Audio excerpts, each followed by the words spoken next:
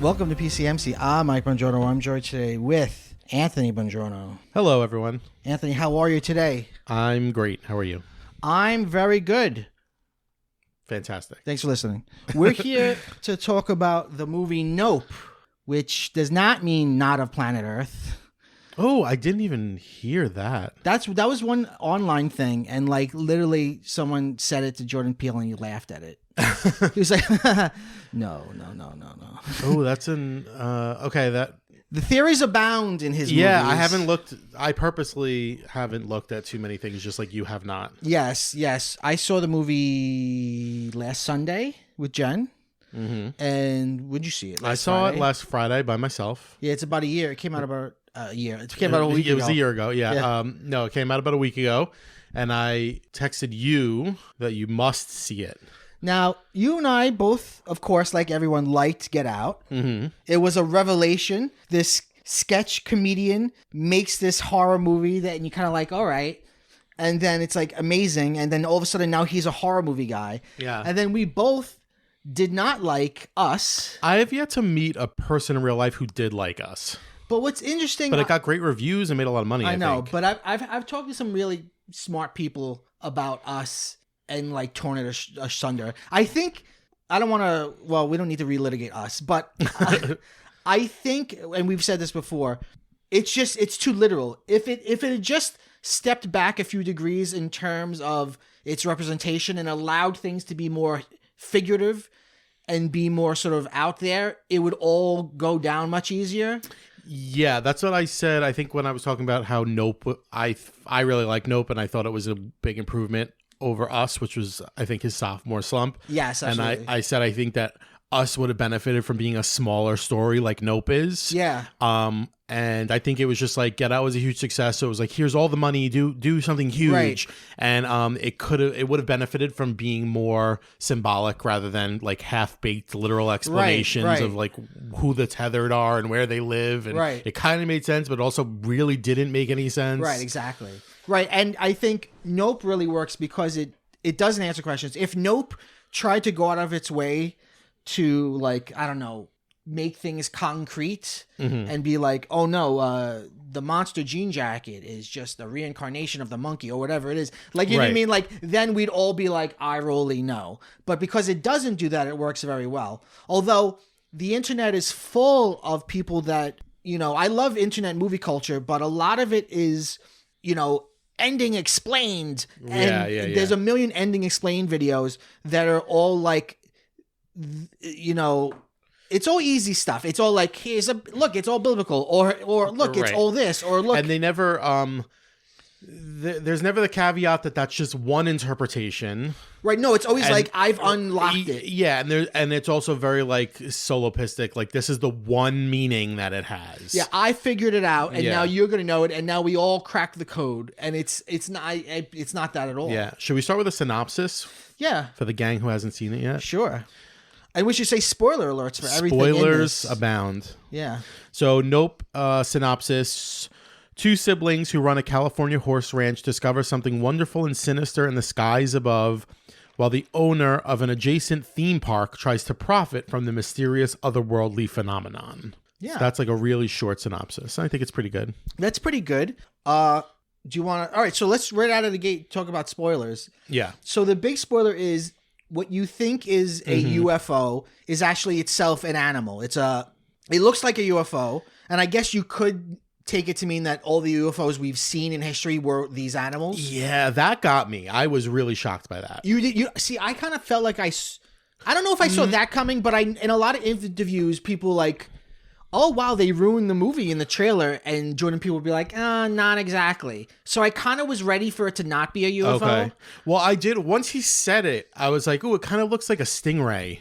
Yeah, it does. And that's like because the stingray's mouth is a little hole underneath it. Yeah, just like that. Okay. And it kind of swims through the air. Right. And then at the end, it weirdly turns into like a parachute-y thing. Yeah. I don't know. That was a lot. I felt like I was having a fever dream toward the end when it started shape-shifting. But no, I was surprised by that because I thought for sure like, oh, okay, this is a ship, right? It looks like a ship and whatever. And I didn't even think of what you just said, which is interesting, which is that the explanation for all UFOs would be that they're all animals in this. They're all of this breed. Yeah. Right. Which are just, I guess, animals that feed on us. Yeah. And just like swim around the earth, float around the earth, and eating people. Yeah. Right. Yeah, and so we'll get into some of the themes. There's a lot of themes in this movie. There's a lot of motifs, visual motifs. Looking is a big motif. The politics of looking, who gets to look. The protagonists live and run a horse ranch for movies. Great performances. Love Keke Palmer. Daniel Kaluuya is amazing also. Yes, he's very good. He was the most he's such like a sort of like solemn, quiet kind of presence, but he was the most like vibrant in this movie than I think he's ever been. Mm-hmm. And he's the one who says nope, I think twice. I think multiple people say nope, don't they? Yeah, it's like that. I got a bad feeling about this. Yeah. Nope. When he sees the thing hovering over his car and he gets out. I was in a theater that wasn't too crowded, but when he did that, everybody was laughing hysterically. Yeah. There's some good moments of comedy, and it ends. Spoiler alert, it ends with none of the main characters dying. It actually has a happy ending. And the happy ending made me rethink the whole movie because I'd been thinking of the movie as like this really scary movie. But now that I've seen the ending, I see it more as an adventure. Yeah, I texted you after I first got out of it. And this is my first movie that I've ever seen by myself. So Congratulations. Thank you very much. It was a big step for me. Isn't it wonderful, freeing? It is very freeing. And I felt like I could really be in the movie in a way that I've never been before. But I remember texting you like it's Spielbergian. Well, Jordan Peele has given a list of movies that influenced this movie. Is Close Encounters on there? Of course. Yeah. But Jaws is on there. And I feel like it's very Jaws. Jean Jacket, the monster, is like the shark from Jaws. It's just here it's just here to eat. Yeah. It's a Leviathan. And even the way they kill it at the end where they get it to eat a balloon and explode is a lot like the way the shark explodes in Jaws. Yeah. So actually I have a list of some of the movies that he said inspired this movie. Arrival. Okay, I've never seen that. I've actually never seen it either. Signs. I was getting I felt like it was giving Signs. Yeah, Signs. But it's a way better movie than Signs. Yeah, when Signs first came out, I really loved it, and then as I became like more of an atheist, I found myself like kind of like rejecting how pious it is. Because it's very very pious, but I've kind of swung back around on it is probably, other than Sixth Sense, it's probably his best movie in terms of suspense. It's now I feel like it's just like a meme, like it's the best jump scare of all time. The alien just walking across the screen in the video. Yeah, right. That's great. Jaws, a Western, African American Western called Buck and the Preacher, which is actually a poster of it in their house. The Wizard of Oz. Okay, did you see that? He said that. But do you see that? The balloon is like Wizard of Oz. Oh, okay. A little bit the desert and the house. Well, it is like a house in the middle of nowhere. Yeah. Okay, I could see that. There's this stuff you can pull from it. And Close Encounters of the Third Kind. Yeah, that I definitely saw. Which is a big one. Yeah. Which is a big one. All right, so let me just get this off my chest. Please do. In the film, the very interesting conceit is that the two main characters, what are their names? Their actual character names. Oh, OJ and Emerald. They are the great grandchildren of the African American performer who rode on a horse in the first Edward Muybridge film. And they make up a name. That's not his real name. Right, because we really don't know who he is. I hate to be this guy. Oh, I knew you were going to do this. It's just not... It's just... we keep saying it's a film, and it's not. It was not a film. It was still images. Okay, but it was never even shown as a film. Isn't it? It was significant because at that time it took like a minute to expose a picture. That's why no one used to smile in old pictures, right? Because you'd have to stand there still for a minute. So people, there was an argument at the time of how do horses run. Is there a point where horses have all four hooves off the ground, or does that not happen? There was no way to know. You needed to create a medium to slow down time to answer this question that the naked eye couldn't answer. Mm-hmm. So it's significant because Muybridge figured out a way to snapshot an image instantly. So they're not motion pictures; they're pictures of motion, which is very significant.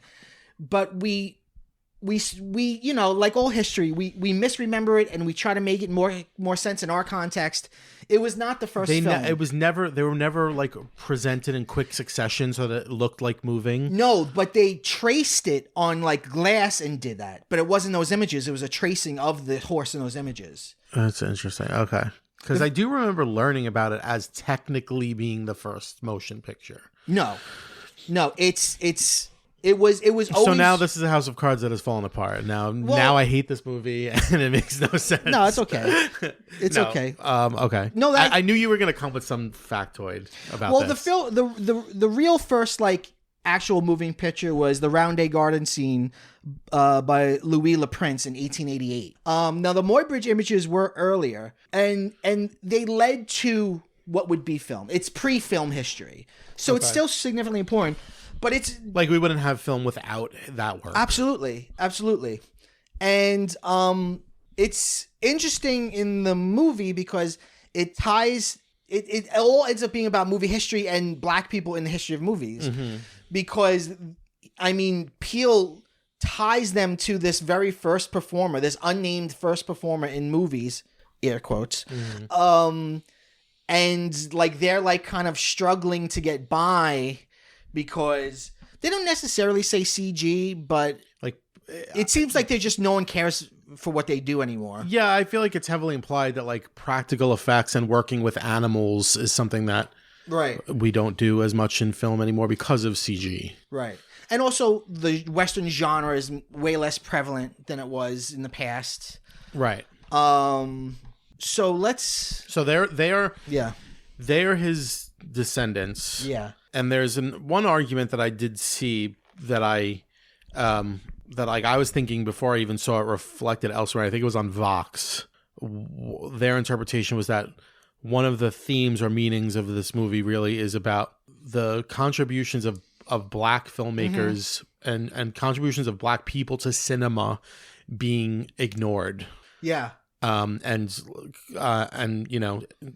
you swept under the rug and they're not being honored for anything. Right. And that you see it even within the fact that they are in the film industry and they come from a long line of people who have been in the film industry. Yeah. In their house, they have like all posters of black movies that have been forgotten by time. Yeah. I think that's really, he was definitely thinking about that. Right. And we should say their dad, who dies in the beginning, is played by Keith David, who was in a lot of good alien movies himself. He's in They Live. Mm-hmm. He's in John Carpenter's The Thing.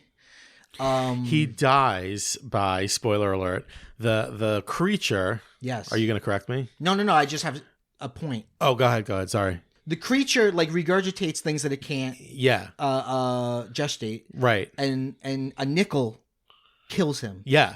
That's what I was going to say. Right. He looks up because it's like spitting out the things that it can't digest. Mm-hmm. And a nickel goes through his eyeball. Right. And kills him. So the first popular movies in America were Nickelodeon. Yeah, that's what I was going to say. Yeah. Movies, and this is the ignoring of audiences, not necessarily people who make movies, but movies were not thought of as important, but then they became financially viable through Nickelodeons in all the big cities. Like around 1908 to 1911, it was huge, and they would go be seen by poor people, immigrants, people that didn't speak English, and there were these tiny, shabby little theaters, and the owners would go through with like perfume and like, you know, get the smell of the filthy Irish out. And and once movies became popular, they took that relevance that was given to them by the working class and rejected them by making these huge theater houses that now cost like more than 5 cents. So like movies were unimportant until working lower class people made them important. Right. And then it was sort of taken away from them. And then I could be wrong about this, but in those Nickelodeons, weren't there often like black people playing the piano? Yeah, well, you would often have for the crowd. Silent movies were never ever like silent. There would either be like in the musical accompaniment. Yeah, there would be in some places, like going back to like the very first public screenings of film in like cafes in France with the Lumiere films, there'd be just somebody like tinkering on a piano. Some films would have what they call a lecturer, where someone would actually narrate the movie with the movie. The silent film. Yeah, that's interesting. I didn't know that. Okay. And remember, silent films didn't have language, so like immigrants that didn't necessarily speak English could all watch these films and sort of get something out of it. Right. The father's name is Otis, right? Yeah, because he's Otis Jr. Right. Which that's a funny gag. Right. I was going to ask you about that. His name is OJ, and at one point he's on a film set and he's introduced as OJ, and this like old white actress is like, like she's like taken aback by the fact his name is OJ.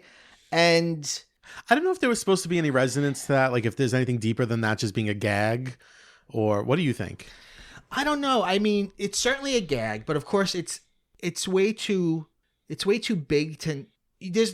Everything is a significance in, I think, Joran Peele's films, and OJ was, before a known murderer, like a very, very famous and black also person. When he was, then see, now I'm thinking that he has thought about this, because OJ's trial was also like the first trial that was like watched by the whole world. Right, it was a spectacle. Right, and the spectacle is in that quote. The film opens with a quote. Yes, it's like the Wizard of Oz. Oh, there's another connection. So it opens with like a quote.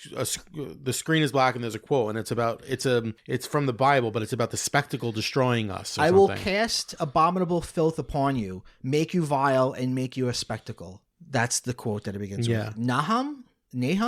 Yeah, it's apparently it's one of the lesser known books of the Bible. But it's so interesting. I will cast abominable filth upon you, make you vile, make you a spectacle. Yeah. So the idea of spectacle, like obviously the OJ trial is a spectacle. Yeah. Cinema is a spectacle. There's a lot about, like you said before, looking and being looked at, and the power in looking, but also it's like viewership. Like something is only real when it's got a lot of viewers. Right. And even the Jupiter, the guy who owns the ranch, he thinks that it's a ship. Yeah. And he says, we call them the viewers because they're always watching us. Right. And he tries to gain power off of being viewed. And he was a child actor. And I saw somebody on Reddit. Again, I tried to stay away from things, but it's hard to. I saw somebody on Reddit, and maybe other people too, made this point that, and we'll get into Cordy, but we get to this point that when Jupe, when he's a kid, his name is Jupiter, but for short they call him Jupe. When he was a kid, also his name being Jupiter is makes you think of like space. When he was a kid, he was on a sitcom in the 90s where a chimpanzee went crazy and killed a lot of this, ripped the face off of his coat. And the film opens with that. Right. And they keep flashing back to that. But he was staring at the chimpanzee the whole time. So somebody made the point that he feels like staring, like he feels he has the right to look, or like looking protects him.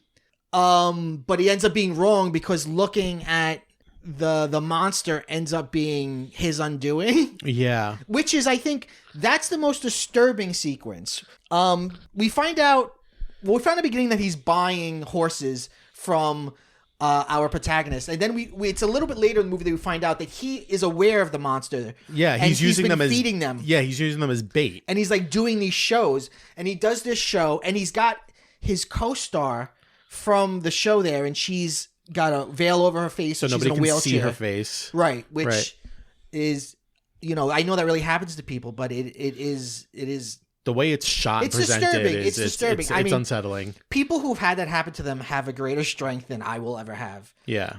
Just recently, I saw a news thing about like this 20-year-old girl who like was babysitting and like a dog bit her face off. God. And it's, so but there's so much in that too, like being disfigured. People don't want to look at you. And, right. She's no longer a spectacle. Right. Yeah. Right. He even makes a joke like the first girl I had a crush on. Yeah. And so like it's not even a big crowd, but there's a little crowd there because it's not like Disney World. It's like a little ranch with like carnival games. You get the idea that he's kind of desperate, right? And he's kind of like a snake oil salesman. Right. And before he was on that sitcom with the chimpanzee, he was in a show where he was like a little cowboy, which is like what he's trying to like, milk. Yeah. So, which the poster for kind of looks like the poster for Holes. Yes, and you can like recreate it, and that ends up coming in clutch, like in the climax. Right. Where you can like look down a well, and a camera will snap a picture of you. Yeah, right. That image of Holes, even like the vinyl records that they're constantly playing in the house, like that repeats over and over. Yeah. Again. But anyway, get into what I was saying. Like he's like, look, let's all look at the viewers, and the viewers come down and suck them up, and then we see them in this wonderfully shot. So weird. They're just, I guess, in its throat or in its esophagus being swallowed, and you hear them all screaming. Yeah. And they're terrified, and they're like stacked on top of one another, and it's really, really it's filmed in super close up, so you can't really ever see exactly what's going on, but you know this is inside the monster. It's really like super disturbing. Yeah, it's really like doing a lot with nothing, because it's essentially obfuscation is such a big thing in this movie. Essentially, you just see them like it almost looks like they're just pressed between sheets, right, or something, and you could tell they're getting sucked upward, right, and but it feels they're terrified or it's very painful for some reason, and it is really disturbing. And that's after the opening sequence with the monkey with the chimp, which is very disturbing. Yeah, I'd say that's to me is the most disturbing scene. There's scarier scenes, but that's the most like disturbing, which I think he's good at. I remember he's really good at blending like really, really scary, disturbing shit with really funny stuff. Like the bit with the the praying mantis on the camera was so funny. I love when Keke Palmer was like, "He better pray I never find him again." Yeah, because they like have the perfect shot of this thing coming down, and there's a praying mantis just looking in the camera, and it won't move. Right. But what's funny is, it first is a jump scare. Yes. Right. Yeah. When it puts his little praying and it's looking mantis, at you. Right. Yeah. And like the theater's like, oh shit, and then you realize it's just a praying mantis on the camera. And I don't know if this is, maybe I'm just stretching. Pray I never find him. I might be stretching, but film fans might know that when they originally made the movie Predator, the monster was just a giant praying mantis, and it looked like a fucking Power Rangers episode. And they were like, this movie is going to fail unless we make a much better monster. So they created the Predator that we now know today. I didn't know But that. if you look at you can look like behind the scenes footage of the original Predator. It's just like Arnold Schwarzenegger and then like a guy dressed like a big praying mantis. It's awful. What about the fact that there's so much reference to the Scorpion King, which is a real rock movie, right? And he wears the jacket from when he was on the set that says the Scorpion King, and then the guy from TMZ calls him Scorpion King, right? It's like these weird because he worked on it with his dad, right, and it's just so funny because it's like these code names like Jean Jacket and Scorpion King, right, and it's like really funny, right? But he's like Scorpion King. What does he say? He says something to him like, don't you want to stand out, or don't you want to be known for something? The TMZ guy says. Yeah. Because the TMZ guy doesn't want to leave. He wants to get a good shot of it. It's all about getting a good... We haven't talked about that. It's all about getting it on film. Like, no one will believe them until they get it on film. Right. And they have this whole discussion of how UFOs, nobody's ever really cashed in on UFOs because every shot we've ever had of UFO has been blurry and shitty. Yeah. And, they come from a film background, so they're like, all we need is to get the good shot. They call it the Oprah shot of it. And then they end up, skipping ahead, they end up getting it, but on an old-fashioned camera at the end. Right. But then that guy is compelled to destroy himself and the footage. Yeah. He goes crazy and he allows it to eat him. Yeah, because they pick up a filmmaker who says, I can get the shot for you. And then weirdly, he gets it on an old... So it powers down anything electronic when it flies overhead. So it's got to be a hand crank camera. So it had to be a hand crank camera. This old school filmmaker guy is like, I can get it for you on an old school camera. He gets it, but then, all of a sudden he's like, what does he say to them? He's like, sometimes you can't get the shot or something. Something crazy. Something like it's not worth it to show this to the world. Right. And then he sacrifices his life to get, I don't know if he wants, see, he's still cranking it when he's getting sucked up. It's Like, like is he he's- trying to film it still? He's guess. very much like the Ahab Yeah, character. If we're doing like the Jaws comparison. Oh yeah, like He's Quint. like, I'll get you a Quint. Right. Why did I say Ahab? Is that his name? Well, Ahab is in Moby Dick. Oh, right. Yeah. But that's the same Quint. archetype. Yeah. He's like, I'll get you your fish. Like, I'll get you your shot. I can get it for you. Yeah, it's so true. Yeah, he is like the Quint. Yeah. Because he's also like Gruff. And he dies. He gets eaten by it. Right, just like Quint does. Yeah. Wow, yeah. It's interesting. See, to me, it's like, this is what's interesting about films like this, is this sort of like, intellectual miasma you sort of find yourself in.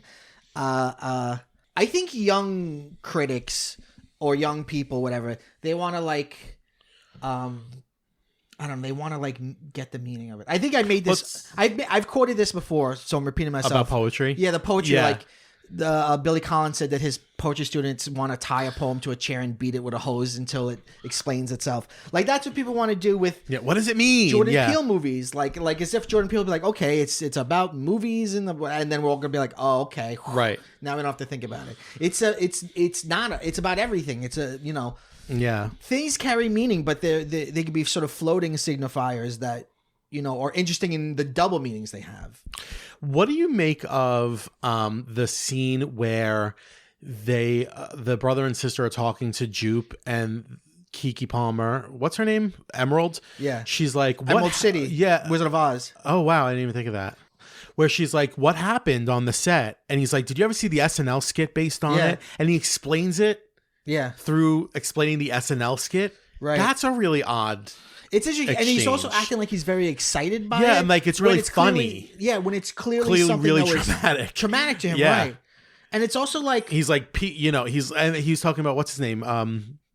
Chris Kattan. Chris Kattan. He's like, and Kattan is killing it, Which is as so funny. Gordy. And it's like, this should be so traumatic Right. for you. It's so funny because Chris Kattan is, he's not the best remembered SNL cast member. Right.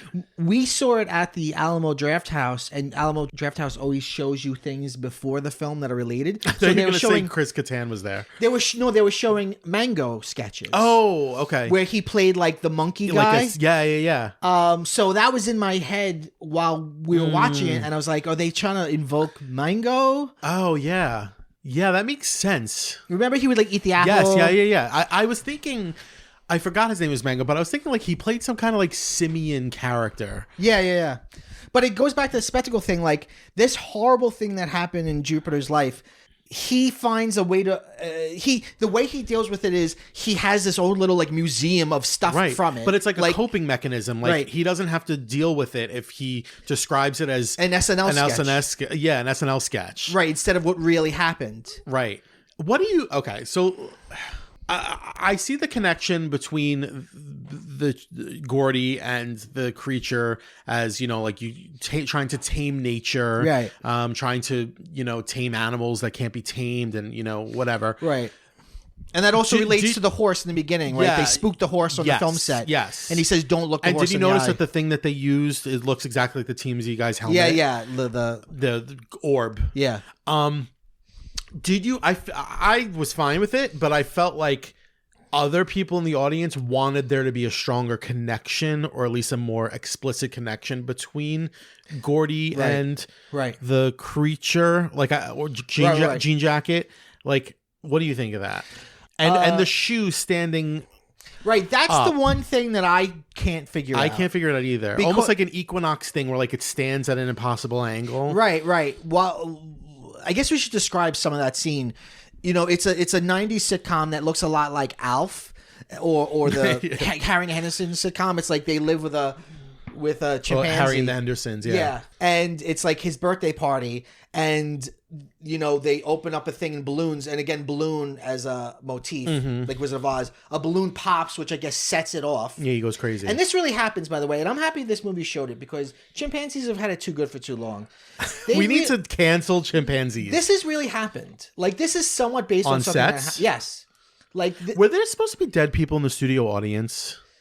I was trying to look behind, and it's kind of fuzzy, but it looked like there were bodies in the studio audience as well. I think a lot of them. See, I wasn't sure about that either, because they say people ran, But so I don't know if it was like clothes or Yeah, what. it looked like there was something. It's weird because you enter in media res and it's like a TV sitcom set, but it's silent, and you hear like again obfuscation. Pounding. He's like beating the woman who played the mother into like paste. Yeah, and he's got blood all over his face. Right, the chimp, and you see the shot is from like a low angle. And then you find out later that it is the POV shot of Jupiter hiding under a table, watching it. Right. Yes, Jen? I think he wasn't looking at the chimp. I think he's looking at the shoe, and that's what saves him. Because he's not looking it in the face. Whereas everyone else is like trying to stop the chimp. Mm-hmm. Talking to him, so they're looking at him. Like the way... Okay. That's what saves. That's it. Jen says... that's interesting because then Daniel... Let me repeat it first. Yeah. The shoe is standing. Right. He's staring at the shoe standing. Right. He never really looks at him. Because I watched it over. Yeah. All right, let me repeat it because that's not going to come out. Jen brought up a good point where maybe Jupiter's not looking at Cordy the chimpanzee. Maybe he's looking at that shoe that was sort of standing up oddly. Because we do see that shoe later on in his little museum, and by looking at the shoe, he's not looking at the animal. Which again, not looking directly at the animal is like what saves him. At some point, OJ realizes to not look at the monster, and it won't eat them if you don't look at it. Jupe's eyes are covered by the tablecloth, which acts like a veil, which then is like called back later with to the veil of the actress. Yeah. Also, they pound. Him and the monkey pound, which reminds me of Birth of Man. Mm-hmm. You know, like the which we've seen like, you know, in a lot of other movies like E.T. and stuff like that. Yeah. And I don't know if this is true. I read this somewhere. I think it's on the also just like the combination of the chimp and then the shoe standing up by itself. I was getting like 2001 Space Odyssey kind of vibes. Yeah. It's like almost like the monolith. There. Yeah. I feel like there is more going on in that scene than is totally explained to us. Mm-hmm. But I understand. I do feel like probably people want there to be like more direct. People want shit to be easier, I guess. It's interesting because while you're looking that up, the jean jacket, the creature doesn't have eyes. Right. But then when its little mouth thing finally comes out, it's like a camera. Right. Even in the opening credits, you don't realize what you're looking at, but you're seeing down its like digestive tract. Yeah. And then at the very bottom of it, there's like a little screen, like a little, almost like the like I forget what it's called, but like the little recording screen, like in a camera. Yeah. And you see the picture of the Edmund Muybridge guy and the horse. Yeah. So and even when it unfurls at the end, it looks like canvas. It looks like a movie screen. Well, that's what I was going to ask you about. It looks kind of like it's like a parachute. It's weird, like because it appeared throughout most of the movie to be like I kept thinking like a stingray, like fleshy but like a disc. But then it opens up towards the end, and it's like made up of like very thin material that is like canvasy, right, or like a balloon itself. Right. It's odd, and then the shot that she gets of it at the end, it's like fully extended with like wings out. Yeah, I know. Why does it do that? Right, it's weird. And then I read something that did say like you have to wonder if it's supposed to be a big moment in the film where she finally gets the shot, but it's like, but at the end of the day, anybody would look at that and be like, oh, well, she doctored it. It's just it's a still photograph of God knows what. But it's very fascinating, that whole thing, because we'd set up earlier in the film that they've got this like wishing well at this park. And when you like put a quarter in it, it takes a picture of you looking down in it. Yeah. Which I guess recreates that holes like poster for the show. Yeah. And in the end, she uses that to take a picture of it. Right. But she's got to time it just right. And you got to spin a wheel for it to go. Right. It's really interesting. Okay. So I don't know if this is true. This is an IMDb, which is not a reliable source. But apparently, before Gordy, it's Gordy, not Cordy, sorry. Before Gordy is shot, supposedly it's sign languages to Jupiter what happened family. Oh my God, that's heartbreaking. Which you can see it. I thought, even before I read that, I thought it was signing something, because it seems to be signing something. What happened, family? So like he blacked out. Yeah, maybe maybe something was coming Like he through was him. triggered by those. I don't know. The balloon snapping. Yeah, the scene where when we are shown it again through Jupiter's point of view under the table, and it's very silent, and you don't know where the chimpanzee is, and the chimpanzee's like coming closer to him, and he's looking right at the camera. I think that was the most tense scene in the movie. Yeah. Yeah. There's the most disturbing scene, the most tense scene, and the scariest scene. Most disturbing scene is inside the belly of the monster. Yeah. The most tense scene is Jupiter with Gordy. And the scariest scene is the fake out where the kids, Jupiter's kids from their like little park dress up like aliens and come into their ranch and they're like in the stalls. Yeah. That was the scariest shit. Because at that point, you're still thinking that this is a ship. And it's going to be like little gray aliens. Yeah. And it's even hard to explain it because they move in such weird ways that like, it's one of those things where like something's there, but you don't realize it's there until it moves. And then it's moving in this real weird way. And then he's like, nope. And then he starts to back up. And then like, it's really, there's like nothing for a while. And then you see like a head. Slowly peek out. Yeah. Now we're going to be a little bit of signs too. And it ends up being a fake out, but I thought that was the scariest scene. What about when the thing, like, I guess, like, regurgitates and just, like, rains blood onto the house? Yes. That was insane, too, and that was, like, very Amityville Horror. Yeah, and it felt like conscious on the part of the monster. The monster, We should say he names the monster Jean Jacket because they had a horse when they were kids called Jean Jacket. That was supposed to be Emerald's horse, but then they needed it for a movie or something. Mm-hmm. So it was supposed to be the first horse she ever trained, right? Right, and then they ended up using it. Maybe it was, I don't know what for. Maybe it was the Scorpion King. So Jean Jacket ends up being what they named the monster. And what's interesting, the movie breaks itself up into chapters based on the animal names. Like the names of horses. I felt so bad for those horses. Yeah. And then you hear the horses scream. Like he's like, I've never heard a horse. I've never heard a horse make a sound like that. Because it's fucking sucked up into those the air. Shots where it's like nighttime and you see all the stars and it's very quiet. Like that was where I was like, this is very Spielberg. Yeah. And the score is kind of like that adventure score, almost like John Williams-y. Well, it's not really a horror. I feel like maybe like Jaws, it begins as a horror and then becomes more adventure. Because once OJ's like on the horse, like there's very like Western kind of music. Yeah. And then he has the hero shot at the end when he shows up on the horse and she thinks he's dead. Yeah. And he shows up alive standing on the horse. Right. And he's right underneath something. What does that say above his head? It's Jupiter's claim. It's like, there's a saying there. It's something like, it's like something he's spacey. like out of this world. He's framed right. Yeah, out of this world or something. Yeah, he's framed by it. Yeah, and that's like a big hero shot. Yeah. And then you also have Emerald on the bike that she steals from the TMZ guy. and there's a complete, perfect, gorgeous, obvious homage to Akira where she does the famous, like, turns the bike and slides with it. Mm-hmm. It's, like, literally the exact same framing. It does get adventure-y. Let's talk about the TMZ guy because we've mentioned him a few times. He's also interesting, too. Cause we also don't know if he's actually from TMZ. Right, she says TMZ's here. Yeah.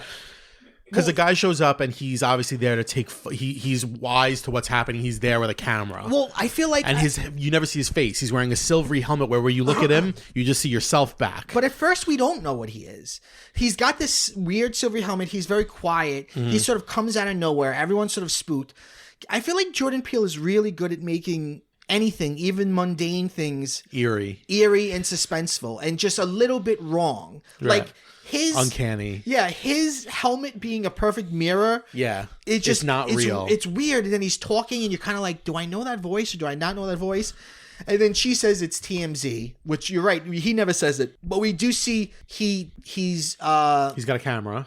Yeah, and he tries to get a shot of the monster, but he doesn't realize that he's on an electric bike, and when he gets into the range of the monster, his bike's gonna just stop and he's gonna fly, and he flies and breaks his leg or whatever, and that's played for a laugh. Yeah, I think. But then as he's like about to die, OJ's trying to save him, and he's like, no, get the camera. It's like he wants the shot so bad. Yeah. And again, TMZ is all about spectacle. It's all about getting the shot. The shot. Yeah.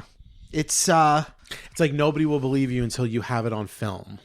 It's interesting because there are things like this, and you saw this a lot in Hitchcock movies too, like Rear Window, where you wonder if the theme is movies itself are immoral. Like, movies are bad.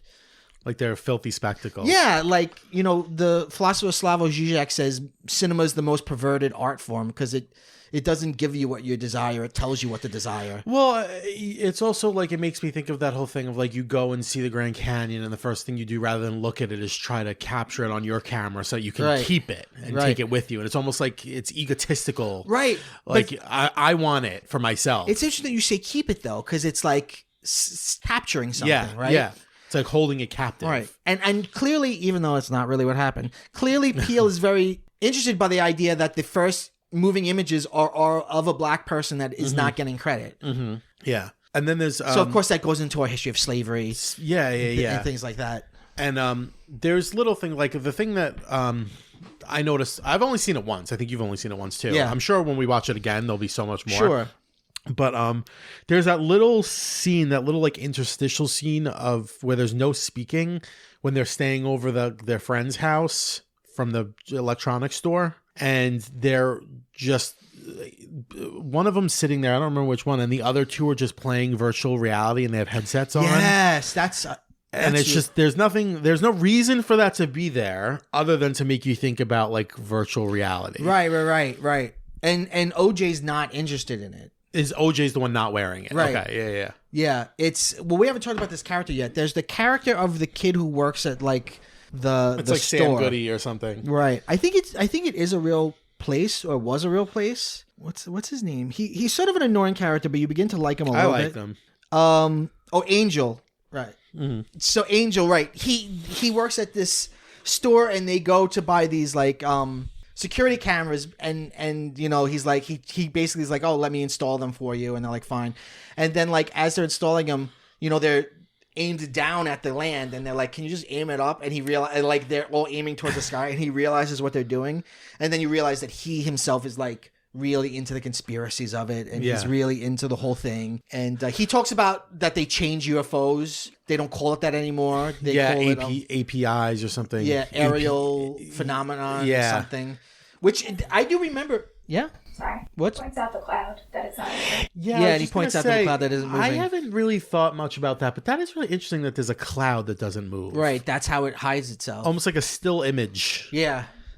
But by the way, do you remember when that really happened? When he's talking about the they military released a bunch of stuff, but then he said they changed the letters, the acronyms, so nobody would care. Right. I literally remember the exact day it happened because it was the beginning of the pandemic. At work, I was asked to do something that was not what was my job at that point. So I remember where I was. I remember reading it that day and being like, this is crazy.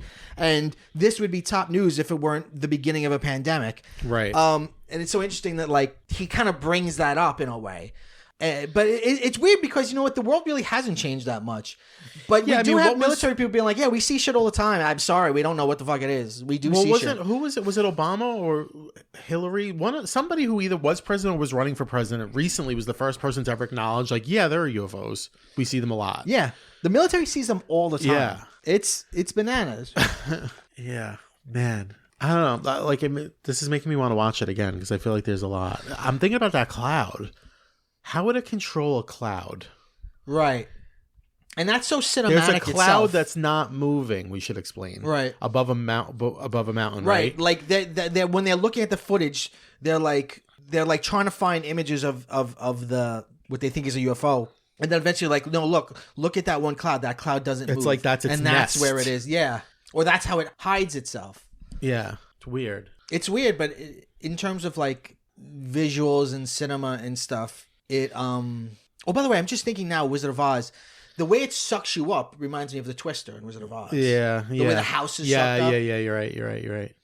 What about the part when at Jupiter's Landing where they got the little audience there? Yeah, and then the wife is like, oh, they're putting on a good show for us today. Yeah, like SeaWorld or something. It's so. Oh yeah. Just I thought that line was so good. Some people have made that connection, like, oh, it's like Blackfish. Because remember, Blackfish was about a killer whale that flipped out and killed its fucking. It just got sick of being a slave and just killed people. Yeah, but the fact that it's like, oh, they're performing for us. Yeah. It is interesting. Going back to the Gordy thing, it's interesting because typically in cinema, monkeys are cute. We love monkeys, right? It's a cute monkey. Other than like Planet of the Apes, right? Even the sitcom is like, oh, they live with a monkey.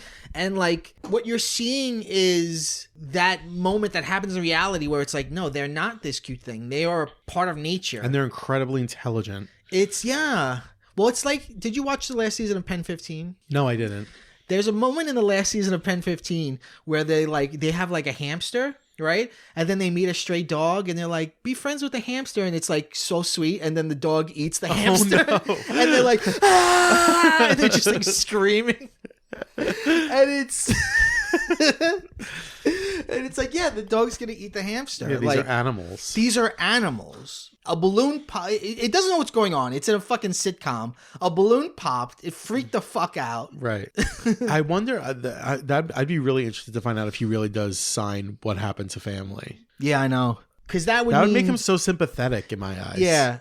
That would mean... he thinks of them as his family. Right. And also, like, maybe he didn't.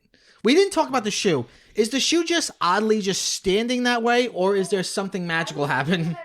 I was thinking about why you guys were talking, and I was hoping you'd come back. OJ brings up bad miracles, too. And, like, that could be a bad miracle. A bad miracle. Like, if he was staring at the shoe, that kept him alive. Right. Like, everyone else had to die.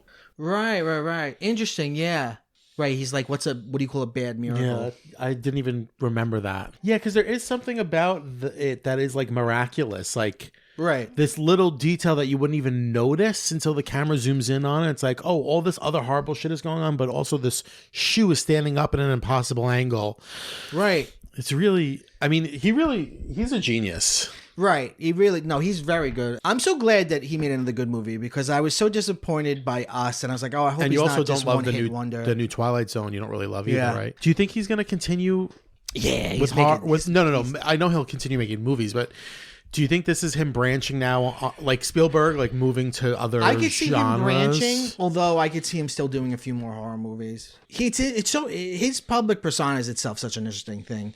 The way he's changed himself, like the way, like now he always wears the glasses and he has the big beard, and it's like he's really turned himself into auteur filmmaker. yeah. Which is wild because he was a comedian. He was a sketch comedian. He was fucking. But what's so interesting is. Not so much in Us, because interestingly enough, Us doesn't really, I don't think, thematically like comment on race very much. At least not that I remember. But for this, in some ways, right? I mean, there's the distinction between Tim Heidecker's like family and their like the white bougie family and their family, yes, and like how they kind of get along with each other and stuff. Yes, but Get Out and Nope both, in a horror way, comment on race in the same way that like the Key and Peele skits comedically commented on race. Right, he's still thinking about the same shit. Right. No, it's still... And there is, we've talked about this before many times, but there is a close relationship between comedy and horror. Right. A lot of... Because it's visceral, it's automatic body reaction. Yeah. The name of his name is Ricky Jupiter. The name of the director of photography that they hire to get the image is named Antlers Hoist, which is interesting. He reminds me of like the Tiger King guy. Yeah. What was his name? Joe Exotic. No, the filmmaker-y guy. Oh, I don't remember. Wasn't it? Didn't it sound like Antlers Hoist or something? Doc something. Yeah, that was the other guy. Yeah, the other. Oh yeah, Doc Antler. You know, part of me, I think, resists a little bit trying to make this all a movie about movies, just because as like someone who was a cinema student and like read a lot about cinema and learned about cinema, it's very exciting when you're young to like see a movie about a movie, but at some point it feels like you just up your own ass. And movies about movies, like when you're like, oh, it's a movie about movies, like that's very exciting when you're 19. But well, I said this: there are 1 million undergraduate cinema papers were just born. Oh yeah, absolutely. I think there's something interesting about his titles too. By the way, Get Out, because you think when you first hear Get Out, you think it's like Get Out of Our Neighborhood, but it's actually a good person saying to the protagonist, "Get out to protect yourself." Mm-hmm. And then Us is kind of obvious, but then this one's Nope. Yeah. Which is such an interesting title for it. I know. I was thinking about that. I was thinking today, like, is it a bad title or is it a good title? I mean, it certainly sticks It does. It stands out. Yeah. And there is that thing of like, nope, I'm not. That's too scary. And I think that's what he was going for. Well, there's the old, and this was a Key and Peele sketch that made fun of this. There's the old stereotype that African Americans talk to the audience, and so African Americans in a film theater will talk to the screen. Which he joked about. He said when he went to see Get Out with an audience. Right. He was joking about that. It's almost like he's making the characters do it. Yeah. Right? Instead of you going, don't go in there or don't do that, he has the characters going, nope. Yeah. Right? So it's almost like he's giving that voice to the African American characters and taking it out of the people in the theater. Yeah. The Key and Peele sketch was like, it starts off like the way you think it would, and then they're like saying really interesting cinematic things like, do not go into a dolly shot. That is such an overused composition. And it's just all like really smart film shit that they were saying. No, yeah, it's Not of Planet Earth. Who thought of that? some fucking nerd. That's quite a backronym. Yeah. And he was like, no. Because it is of Planet Earth. That's the thing. Like, isn't it just an animal that we just don't know about? Yeah, like there's nothing that really says it's alien. Yeah. No. It's just something that lives in the mountains. Yeah. Yeah. I'm trying to remember the news. We see news reporting on what happened to everyone at Jupiter's claim. They said they went missing. They went missing. Yeah. Which is so interesting because getting back to that thing of like you can't capture it. Mm-hmm. Maybe there are things that are uncapturable, unfilmable. Right. And or if you do get it, it will never be right. It will never look right. People will say you made it up. Like the fact that what if it's God, man? Oh man. What if it's like you can't capture God? What if it's like the people on the ground or the audience and like the monster is the movie theater, man. Yeah. So good. Great performances. I really, really, really loved it. Yeah. Keke Palmer is very good. She's amazing. She's very, very fun. And she brought out a levity. She did. She's so good. And she's also like, she's a great actress, but also she's just the meme queen. Yeah. Like, she has so many memes. Like the best one of all time is, I don't know Dick Cheney. Yeah. I don't know who this man is. I'm sorry. I'm sorry to this man. Yeah. I love that no matter what's happening in the movie, she's still smoking weed. Yeah. Like the world's ending, that she's like still smoking. Really great soundtrack too. Like when she plays music. Yeah. And he's so good. I mean, he's such a good filmmaker in terms of like when he has sunglasses at night being played in that van. Yes. But it slows down. It's like, it's so... Again, it's like perfect uncanny. It's like it's taking this thing that we know and it's like making it so weird. I know. Yeah, and it's interesting that like it does fuck with electricity because it doesn't allow itself to be. Yeah, to be captured. Yeah. It almost makes you think like, is that a conscious choice? Like, can it consciously turn off electricity? Well, that's interesting, right? Like, that's why I kind of want to see it again because I want to. At first, you're not assigning agency to it because you think it's a ship. You think it's a vessel. Right. And he's really good in the first half of the movie of like only seeing it in the corner, only seeing like a little bit of it. And you being like, oh shit. And it's not to the end when it's like coming low that you're like, oh, this is like a beast. So it's interesting to go back and think of it with agency. Well, first you see it move very fluidly. And then he says it doesn't move like a ship. Yeah. And then when you see it close enough, you see that it's like fleshy. Yeah.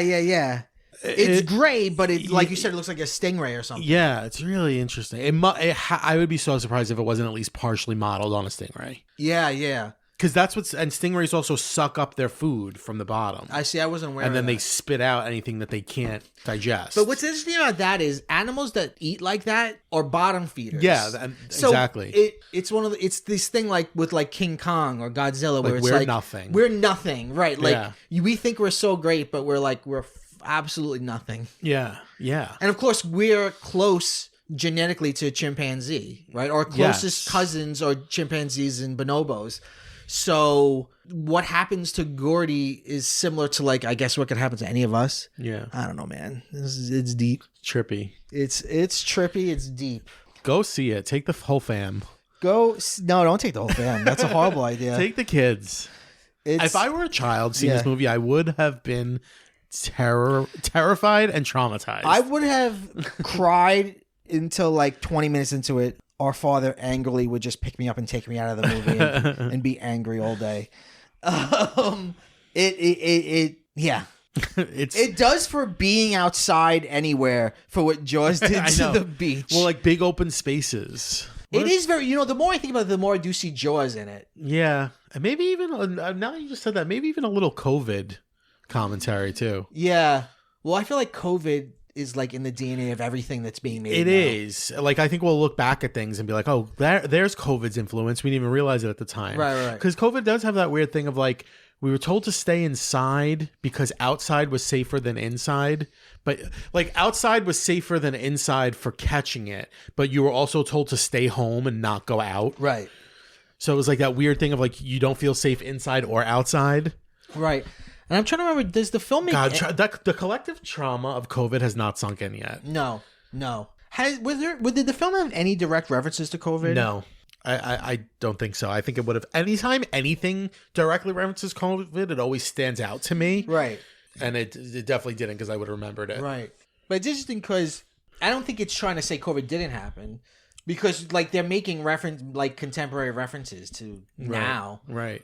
Like, I mean, it could just be like the time we're living in now, where like it's still a thing but not. It makes me wonder if you were writing it pre-COVID, if COVID happening made him rewrite it in a different way. Yeah. He's great with music. Like, I think about like in the trailer to, or in the whole movie of Us, the 5 on it. Yeah. Like the way he like takes that R&B song and makes it scary. Well, yeah, he does. Like, he's good at taking like pop songs and making them eerie. Right. Spectacle is vile. What's that thing isn't there like a quote about the spectacle? Or maybe I'm thinking of something else. I don't know. The medium is the message. There you go. All right. That's enough of that. This has been PCMC. I'm Mike Bongiorno. I'm joined today by Anthony Bongiorno. Thank you so much for being here. Thank you for having me.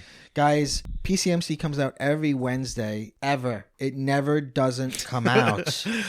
Every goddamn Wednesday. Have you ever missed a Wednesday? No. Nope. Never. Nope. I have not ever missed a Wednesday. We are your number one podcast for non-toxic fandom, media culture, and pop culture ephemera. We end every episode by saying, go bye-bye.